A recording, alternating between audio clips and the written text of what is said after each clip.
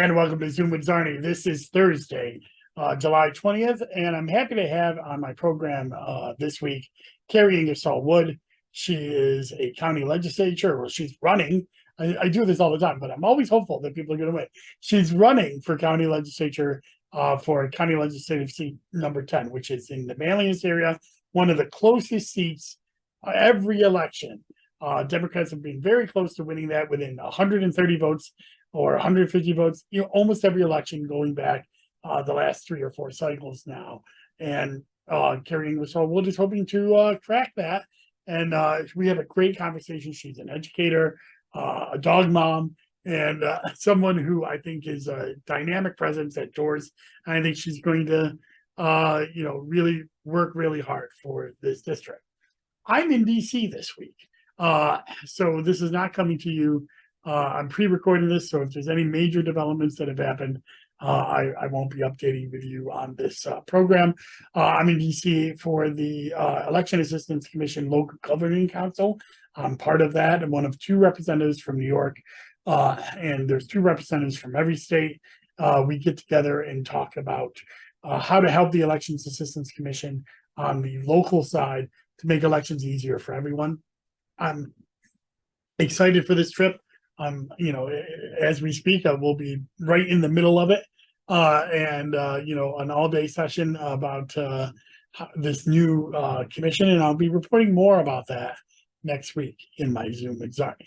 But for now, stay tuned for my interview with Carrie Wood, candidate for Onondaga County Legislative District 10 in the greater Manlius area. Bye-bye.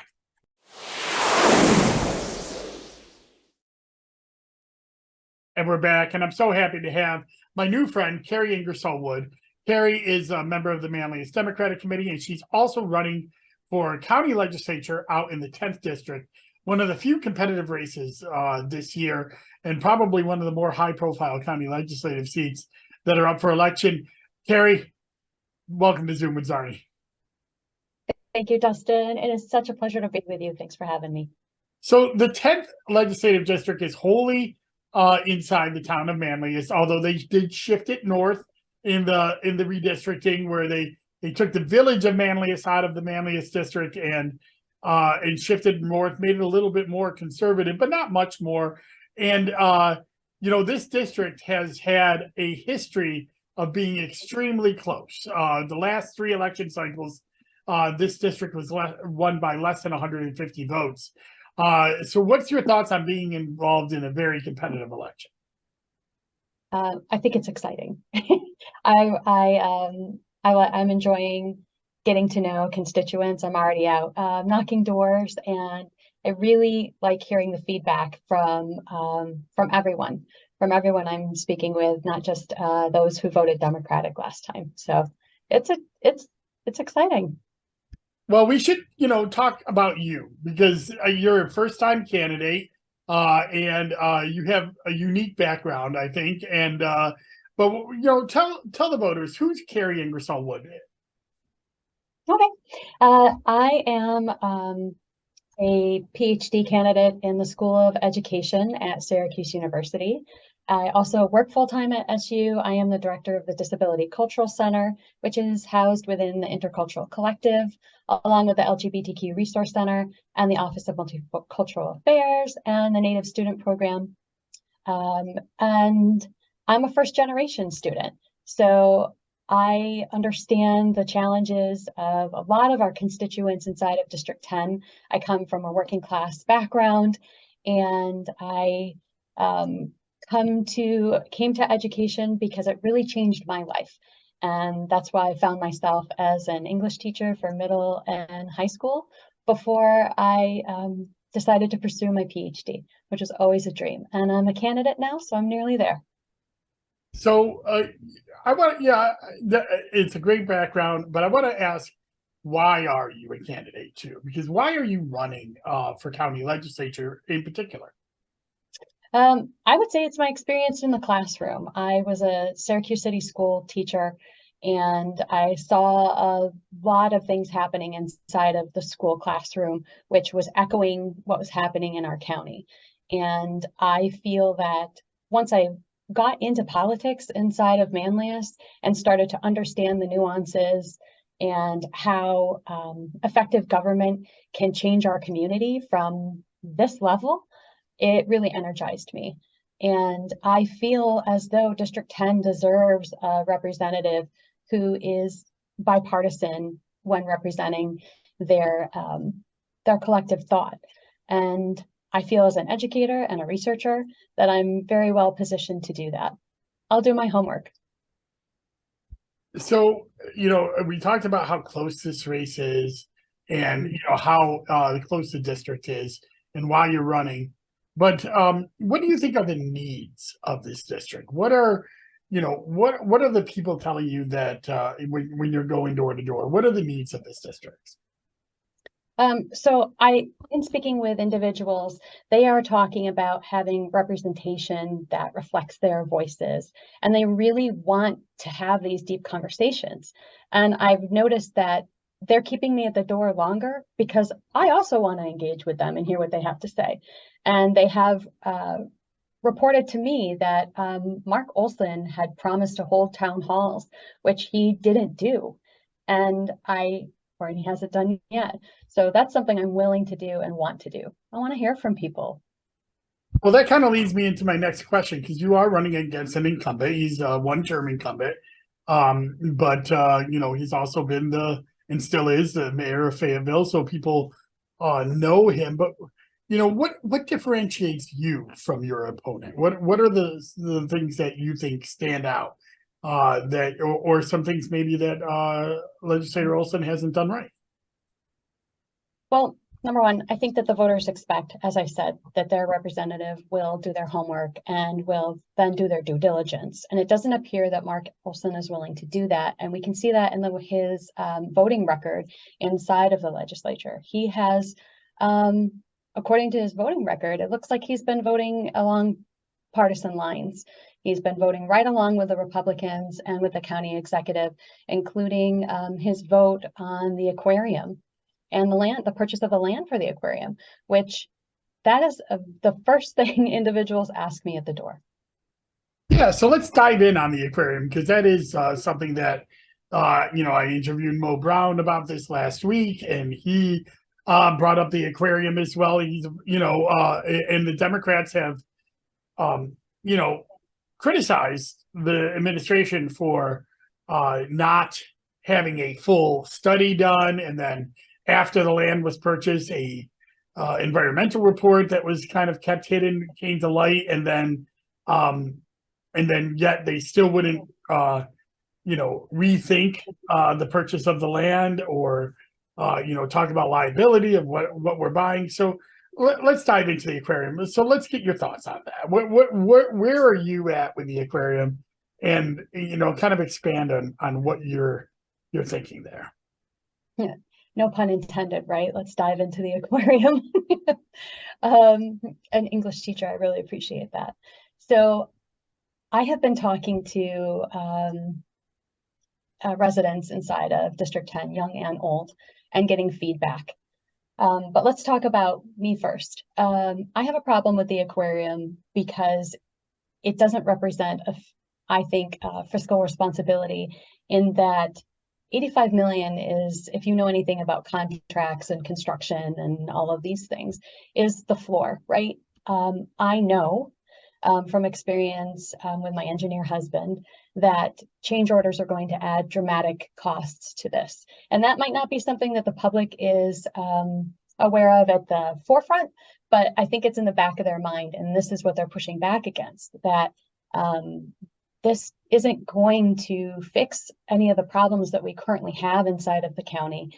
And so when you're talking about managing that large of a sum of money in order to bring in tourism that just isn't what we're known for, it throws up a lot of red flags for me as well.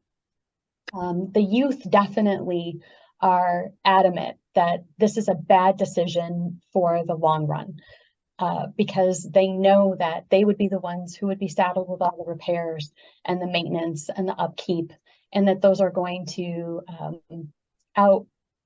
outnumber what anyone is even anticipating at this point. So the aquarium I feel is it's a blatant disregard for the problems that Syracuse is already experiencing with lead and with generational poverty. And it ignores the facts of the reputation of our city with having the highest childhood poverty rate. And I really think that we could have put our money into better places, and we should be. That's why Democrats are speaking up. Yeah, I mean, I think just to remind the viewers, what the aquarium was bought with surplus funds made possible because ARPA funding came in and helped the county through the COVID pandemic. Thank you to Chuck Schumer and Joe Biden and Nancy Pelosi for delivering that ARPA money and making that happen. But but now that the county has a surplus, they're spending this $85 million is what they're saying is the price tag, but we don't really know because prices have gone up since they got that initial marketing study, and they haven't done a full environmental study here. And they claim that this is going to be a draw to bring people into Onondaga County, as opposed to how these aquariums work in other cities. They're there to take advantage of an already burgeoning tourist industry, and so it's like an also on instead of the only draw. So what would you like to see, if you get in there, you're going to be part of the governing coalition and have to, move forward on this. The Republicans have pushed this through and they've already bought the land. So what would you like to see different going forward with the aquarium? Well, you bring about an interesting question, because I don't know what I don't know, right? But faced with having to now move forward with the aquarium, I think that as someone who worked in education, that would have to be a highlight, right? It would have to be a focus of not just tourism, but ways that we could use the aquarium to work in collaboration with other science attractions inside of our county and surrounding counties, so that we can benefit from having the aquarium, like not just trying to turn it into a tourist draw, which, as you so eloquently stated, that is not what other cities have done who have aquariums. They already have that tourism base. So I would see the aquarium as moving forward in trying to highlight that as a scientific and educational benefit. So moving on to, another big topic that's been in the news is Micron. We're looking at a infusion of 50,000 workers, they say, over the next 10 years. Obviously, Manlius is going to be already one of the top populous towns. It's the third most populous town in Onondaga County now, and with the location of Micron being in Northern Clay there, Manlius will be an area where housing may be a concern, and housing is already a concern in all of Onondaga County. What do you see the role of the legislature is in housing and in supporting this Micron investment in our community? I think that the county legislature has an unprecedented ability here to make significant change, not only in surrounding districts like District 10 for the town of Manlius, but also for the city of Syracuse, and to make sure that we are doing our very best to make sure that the city grows along with our districts, because without that, we could see a drastic increase in the disparity between our district and the city. And I mention that because when you bring up housing inside of Manlius and the surrounding communities that are around Syracuse, I know that they will benefit from housing. but I worry that we don't have enough affordable housing for individuals who are not Micron employees. That is a very important topic right now, and conversations where we are talking about pricing individuals out of homes and not having enough affordable housing even out in the surrounding communities for workers who want to work in our communities inside of the town of Manlius. We need to make sure that we're not only creating those homes and having homes built for executives, but we also have housing that's affordable for people who want to work and live inside of Manlius, inside of our really cute boutique shops and our coffee shops, and they want to be a part, and they want to live and work inside of our community and contribute to that. So that's something that's on the forefront of my mind for Manlius. So, moving on to the campaign itself, what are you planning on doing, to hopefully finally flip this district? It's been on the verge for several elections now. What are your, what's your campaign plan now that we are finally past the primary and getting into the general election? What are you doing right now, and what can people, the voters, expect from you over the next few months? They can expect to see me. So I am out knocking doors and meeting with people, and I am trying to meet as many people inside of my district as possible. And I'm going to be everywhere this summer. I'm home for the summer, which is kind of rare for me. And I'm really enjoying getting to see all the different parts of the town of Manlius by door knocking. So you can expect to see and learn more about me on my social media. It's also, July is Disability Pride Month. And as the director of the DCC at SU, I'm very excited to celebrate the 33rd anniversary of the ADA, which was passed in 1990. So that's a big thing coming up on July 26th.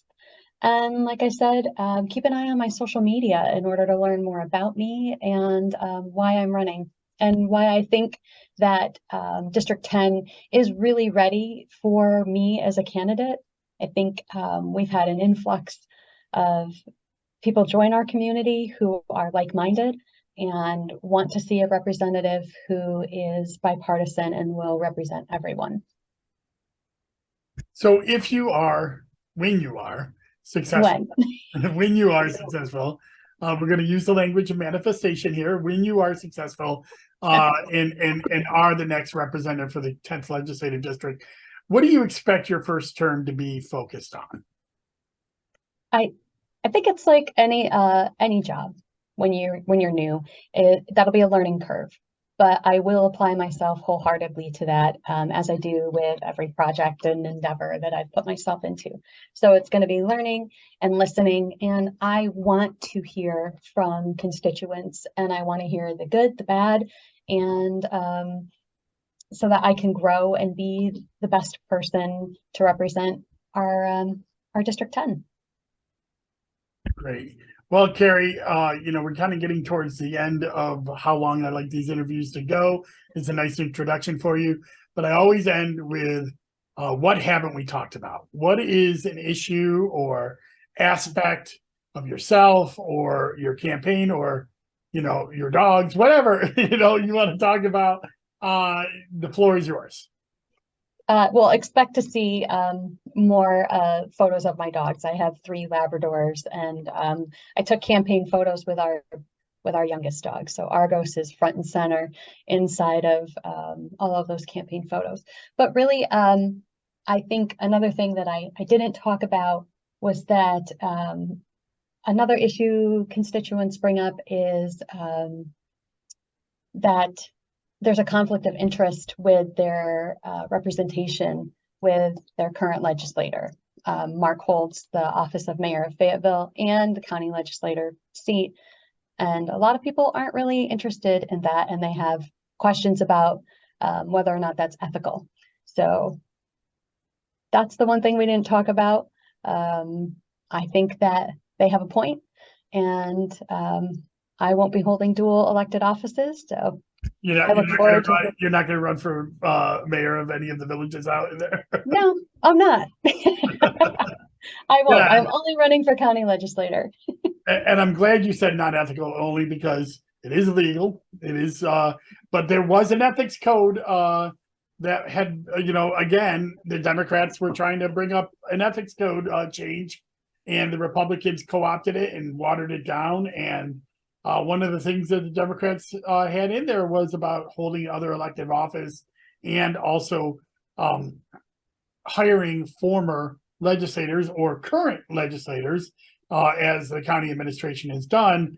I think it's now up to like 5 or 6 of former or current or who were current legislators and then took a job in the administration to leave a position. We saw that in the 10th, or I'm sorry, the 11th. We saw that in the former representative of the 10th getting a job. Even with the McMahon administration, even though Mr. Holmquist said for years it was wrong for that to do, and then when it was his job, he did it. So, again, the ethics concerns that Democrats have brought up have been poo-pooed and then watered down. So that's I think that is something that needs to be continued to be addressed. I was there at the last county ledge meeting last week on Wednesday when Mark voted for the code of ethics, and it was glaringly obvious that this code of ethics that was just redone, and as you said, it was made kind of toothless by the Republicans, so it lacks teeth. But I noticed that the new dual office won't take place until January 1st, 2024. So that, that gives Mark a pass. And I'm not the only one who's noticed that. And I bring that up because conservatives, Republicans, Democrats, Working Families Party individuals at the doors are saying this to me. So I know that people are watching. It's an issue of concern, and I promise I won't run for mayor. Yeah, his term is up in March of 2024, so that will be interesting to see how that goes. But they're watching. Yeah. So his term as village mayor, not as county legislature. His county legislature term is up this year. So Carrie, thank you so much for coming on Zoom with Czarny. Now's your time. Tell people where they can find you on the web, Facebook, all of that. Oh, you can find me at Carrie Wood for County Ledge on Instagram and Carrie Ingersoll Wood for Onondaga County Legislature on Facebook. And you can also engage with me on LinkedIn. And we're going to put all those links into the show notes, so go check them out. Make sure you follow her. This is going to be one of the most watched races in Onondaga County this general election. So, Carrie, thank you so much for taking the time. Thank you for running. It's hard to run for office, and I really appreciate you coming on. And voters, go check her out. Thanks, Dustin. That was my interview with Carrie Ingersoll Wood, candidate for Onondaga County Legislature 10. Please follow the social links in my feed here for her. Follow her along. She's a great candidate, as you can see, and I hope you give her your support. This week, I am in DC, but I'm going to try to continue my content. I'll be doing a weekly walk, which is part 2 of the election, the primary election. We'll be talking about election day, affidavit, and turnout for the primary election. And then next week, on my Commissioner in the Car on Tuesday, I'll be talking about the this conference that I'm at, the fallout, the outcome of that, and then Zoom with Czarny.